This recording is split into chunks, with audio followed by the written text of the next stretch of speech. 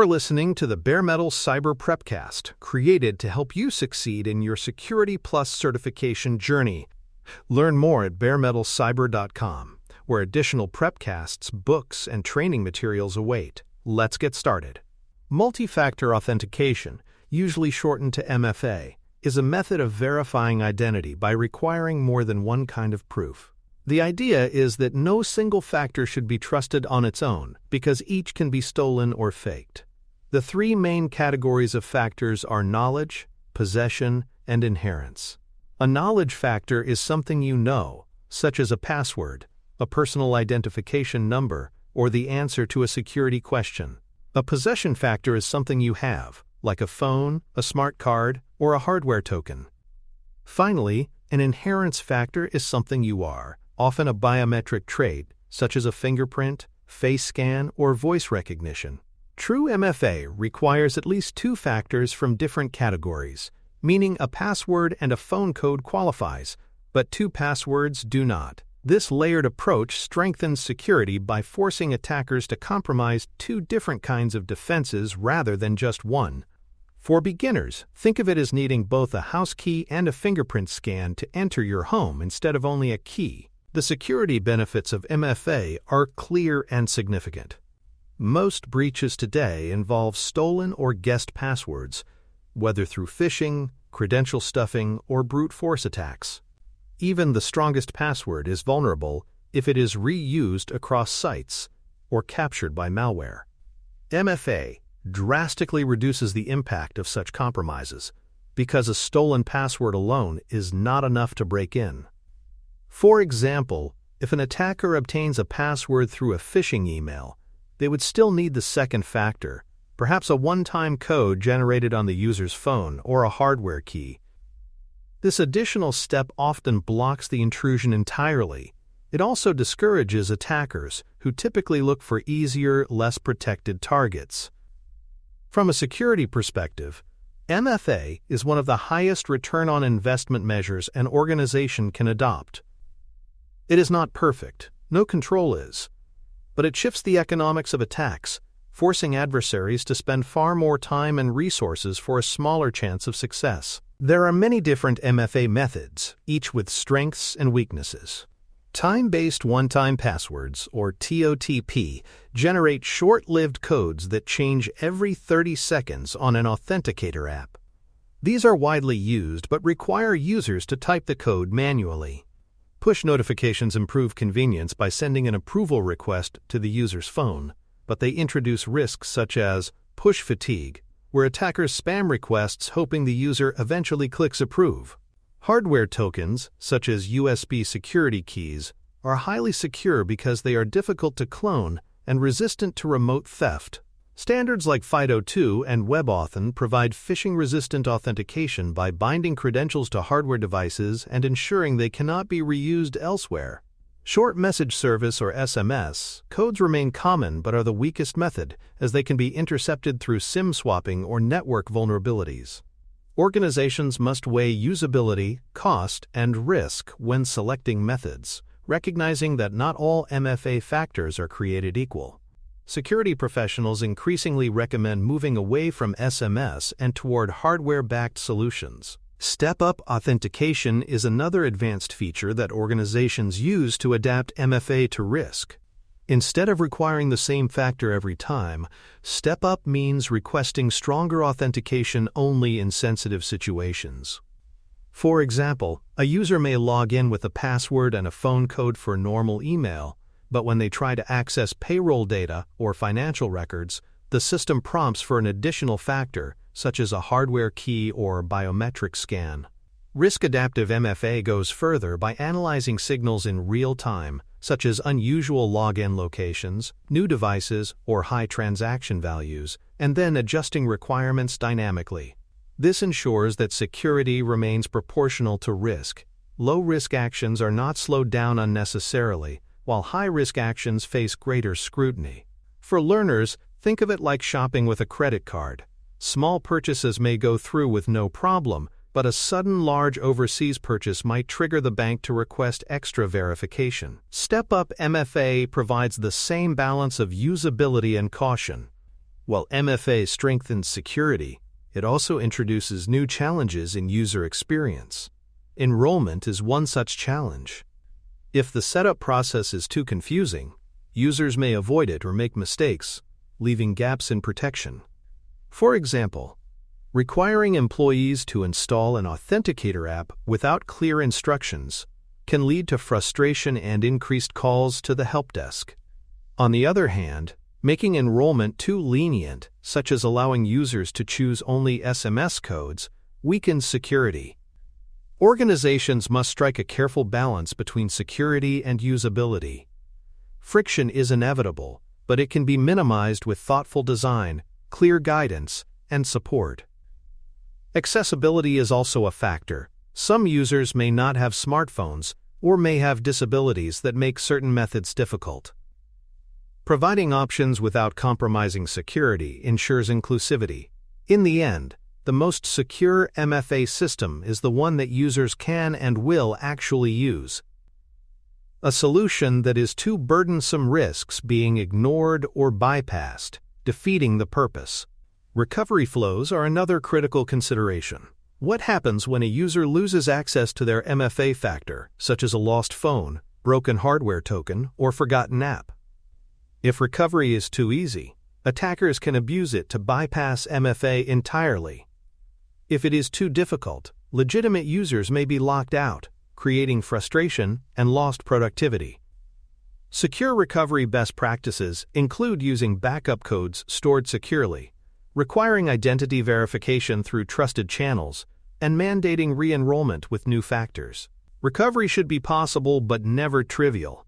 For example, sending a recovery link by email alone may be insecure if the attacker already controls the user's inbox.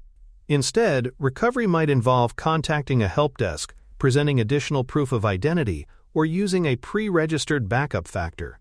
A well-designed recovery process ensures continuity for users while preserving the integrity of the MFA system against attackers. Without secure recovery, MFA can become both a usability burden and a security liability. Device-bound authentication adds another layer of assurance by tying factors to specific hardware. For example, a cryptographic key, stored in a secure element on a laptop or smartphone, can be used to prove that the login is coming from that device and no other. Device attestation further strengthens this by proving the device is in a trusted state, such as having the correct operating system version and not being jailbroken. This prevents attackers from copying credentials to another device or using compromised hardware to bypass security. For organizations, device-bound MFA reduces the risk of credential theft because the factor is useless outside its registered device. For end users, it often improves usability because authentication can happen seamlessly, with the hardware handling the cryptographic exchange. Together, device binding and attestation transform MFA from simply who you are and what you have into, are you using the right, trusted device? This closes many gaps that attackers would otherwise exploit. Legal and accessibility considerations must also shape MFA strategies. In many regions, regulations require organizations to provide equal access for users with disabilities. This means that MFA methods relying only on smartphones or biometric scans may exclude some individuals. Legal requirements such as the Americans with Disabilities Act in the United States mandate alternatives, ensuring all users can securely authenticate.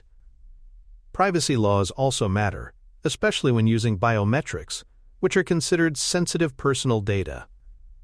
Organizations must handle biometric information with strict safeguards and compliance frameworks. Accessibility also extends to practical factors such as whether all employees have reliable mobile service or compatible devices.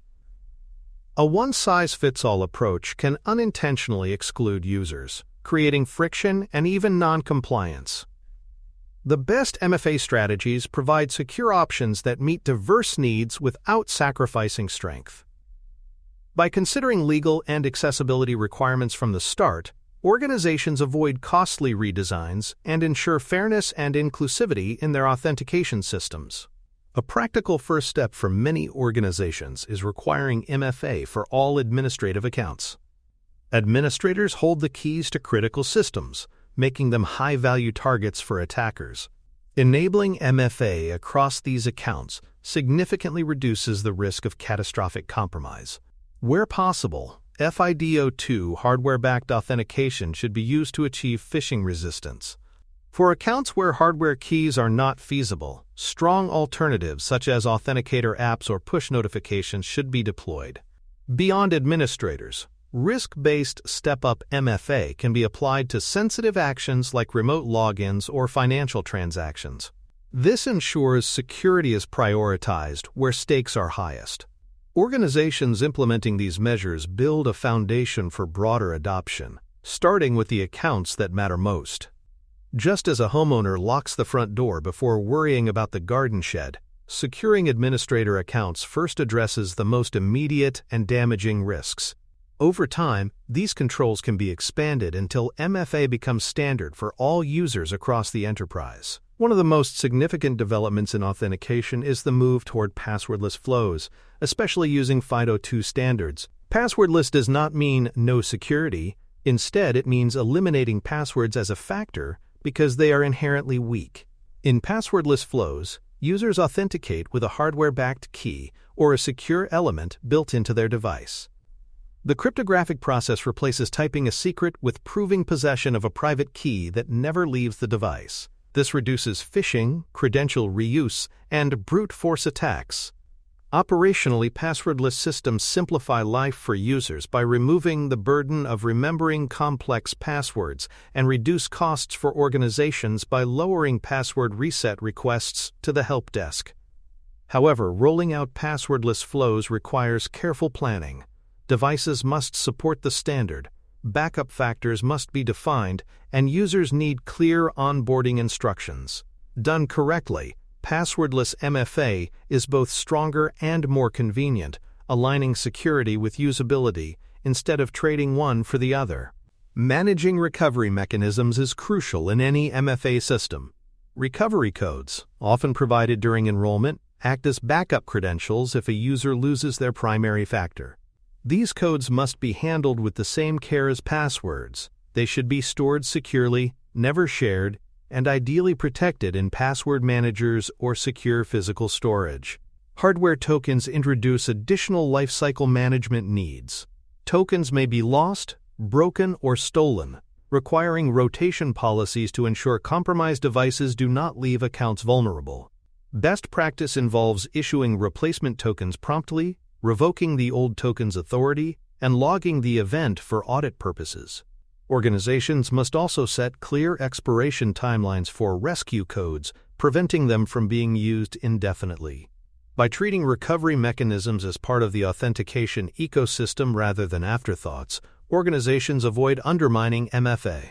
Without proper rotation and secure handling, recovery flows can become the weakest link, providing attackers with an easier entry point than the MFA system itself. Enrollment automation plays a critical role in reducing the burden of MFA adoption. If every user must individually call the help desk to register a device or token, operational costs skyrocket and frustration rises. Automated onboarding systems guide users step by step, verifying identity and walking them through enrollment with minimal manual intervention. Self-service portals allow users to add or replace factors when needed, while still requiring secure approval or secondary verification. Providing clear instructions, often with visuals or short videos, reduces mistakes and builds user confidence. The smoother the onboarding process, the higher the adoption rate, which in turn strengthens security. Automated systems can also enforce policies, such as requiring at least 2 factors or restricting certain weaker methods. By reducing friction at the start, organizations ensure MFA deployments do not stall due to user resistance. The long-term effect is fewer help desk tickets, lower costs, and greater trust in the system as a whole. MFA systems must also guard against abuse of their own challenges. Rate limiting and throttling prevent attackers from spamming users with endless prompts in hopes of accidental approval, sometimes called push fatigue attacks. By limiting the number of challenges per account or per time window, the system ensures that repeated failed attempts raise alarms rather than overwhelm users. Throttling can also include lockouts or step-up requirements if too many attempts occur in quick succession. For example, if a user receives 5 consecutive push notifications in under a minute, the system might require an additional factor or temporarily block further requests. These safeguards transform MFA from a reactive tool into a proactive defense. Without them, MFA challenges themselves can be weaponized to create confusion, denial of service, or even trick users into approving fraudulent requests. Rate limiting restores balance, ensuring challenges remain a protection for the user, not a new vector for attackers. When extending MFA to external partners and vendor accounts, organizations face unique challenges. Vendors may not be part of the corporate identity system but still need access to sensitive resources, such as cloud environments or support portals. Applying the same MFA rigor to these accounts is critical because attackers often target less protected external users.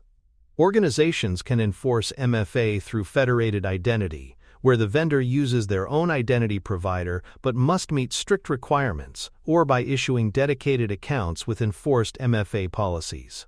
The key is not to treat partner accounts as second-class citizens in security terms. They are often the entry points attackers exploit.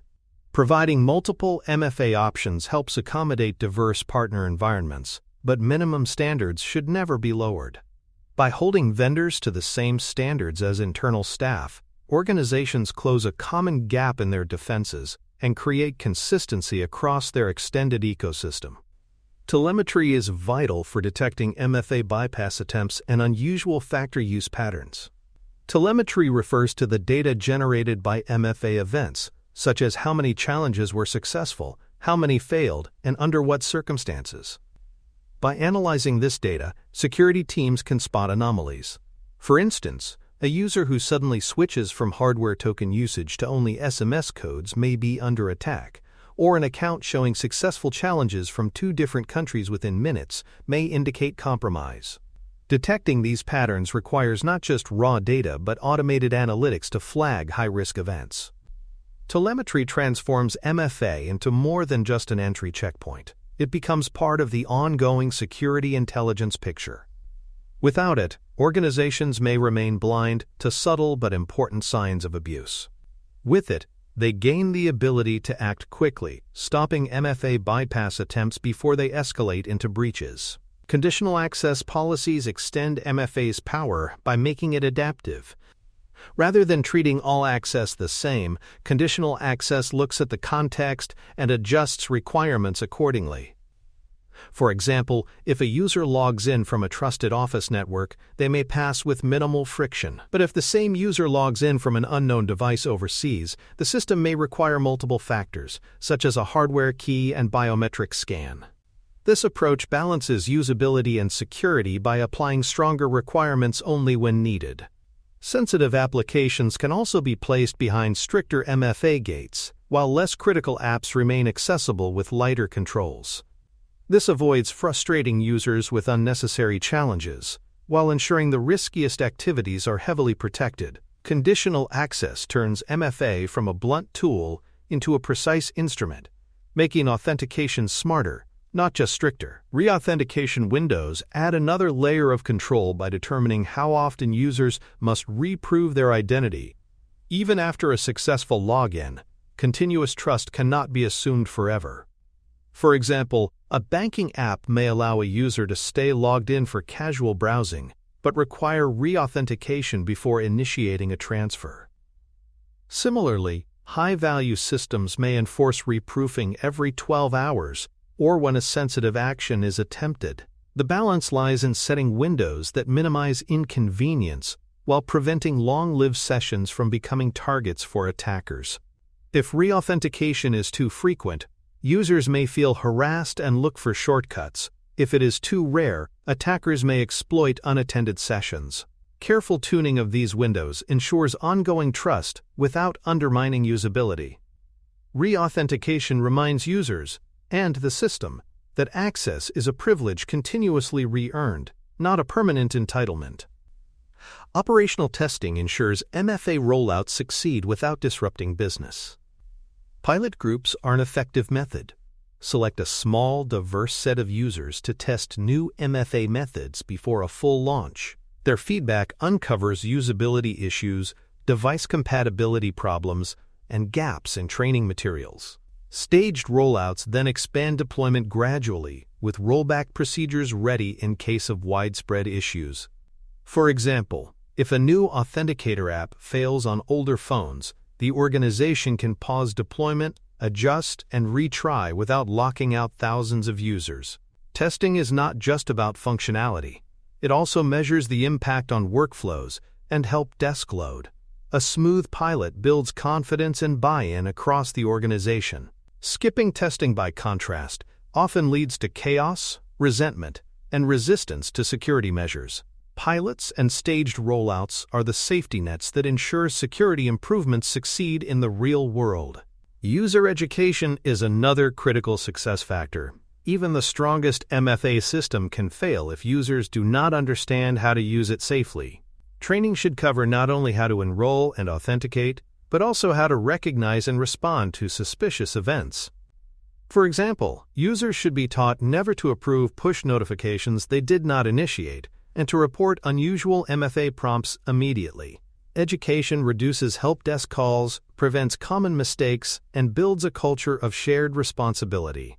Communication should be simple, avoiding jargon, and ideally reinforced with reminders and quick reference guides.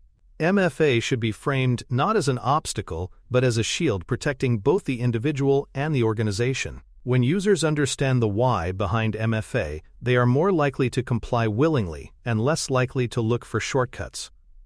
Training turns users from potential weak links into active defenders of their own accounts. The life cycle of hardware tokens requires careful planning.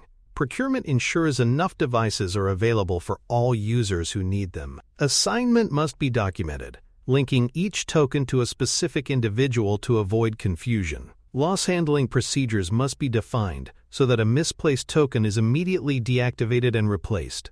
Retirement is equally important. When tokens expire or when employees leave, tokens must be collected and securely destroyed or reissued. Each stage: procurement, assignment, loss handling, and retirement has security implications. Failure in any stage could leave accounts exposed or tokens circulating without oversight. Treating hardware token management as a structured life cycle avoids gaps and ensures accountability. For learners, it helps to imagine hardware tokens like physical keys to a secure building. Each key must be tracked, replaced when lost, and reclaimed when no longer needed, or else the building's security quickly breaks down. Tokens deserve the same discipline. In the end, multi-factor authentication is one of the most practical and effective controls in cybersecurity. It transforms identity from a single weak point, a password, into a layered defense that is vastly harder to compromise. But the details matter. The strongest outcomes come from prioritizing phishing-resistant factors, such as FIDO2 keys, for the highest risk accounts, while adapting enforcement for less critical users through conditional access. MFA must be managed as a program. Policies, recovery flows, monitoring, integration, and training all working together. Done poorly, MFA can create frustration and even new vulnerabilities. Done well, it raises the bar for attackers significantly while remaining usable for everyday users. For organizations at any stage of security maturity, MFA is not optional. It is the foundation of modern digital trust, a gateway control that protects everything else behind it. By aiming high, planning carefully, and educating users, MFA can fulfill its promise as a cornerstone of cybersecurity. Thanks for tuning in to the Bare Metal Cyber Prepcast, your trusted source for cybersecurity news and insights. Remember to subscribe at baremetalcyber.com so you never miss an update. And visit cyberauthor.me for best-selling cybersecurity books that equip you with expert knowledge. Until next time, stay secure and stay vigilant.